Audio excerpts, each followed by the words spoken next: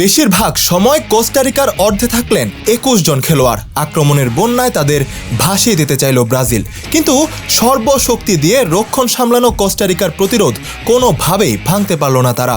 মঙ্গলবার অসংখ্য সুযোগ হারিয়ে গোলশূন্য ড্র দিয়ে কোপা আমেরিকার অভিযান শুরু করেছে ব্রাজিল। এই প্রথম ব্রাজিল ও কোস্টারিকার কোনো ম্যাচ ড্র হলো। আগের ১১ লড়াইয়ের 10টিতেই জিতেছিল ব্রাজিল, একটিতে কোস্টারিকা। একমাত্র ওয়ালটন এসি দিচ্ছে 1 বছরের রিপ্লেসমেন্ট গ্যারান্টি এবং কম্প্রেসারের 10 বছরের গ্যারান্টি।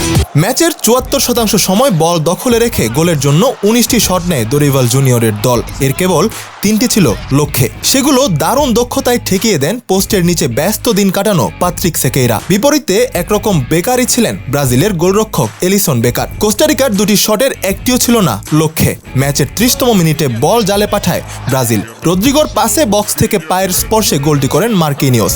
দীর্ঘক্ষণ ভিআর চেকের পর তা বাতিল হয়ে যায় অফসাইডে। ম্যাচের 40তম মিনিটে কোস্টারিকার ডি বক্সে ভার্গাসের ফাউলের শিকার হন লুকাস পাকেতা। পেনাল্টির আবেদন জানালেও সাড়া দেননি রেফারি।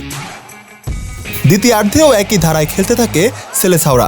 ম্যাচের 63তম মিনিটে আরানার চেষ্টা দারুণ দক্ষতায় রুখে দেন কোস্টারিকার গোলরক্ষক। খেলায় ফল পেতে 70 মিনিটে তরুণ সেন্সেশন সাভিনিও ও এন্দ্রিককে মাঠে নামান কোচ দরিভাল জুনিয়র।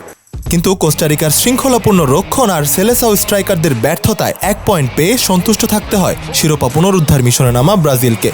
এই ড্রয়ে ডি গ্রুপে 1 পয়েন্ট নিয়ে 2-এ রইল ব্রাজিল। নিজেদের প্রথম ম্যাচে জয়ের পর টেবিলের শীর্ষে কলম্বিয়া।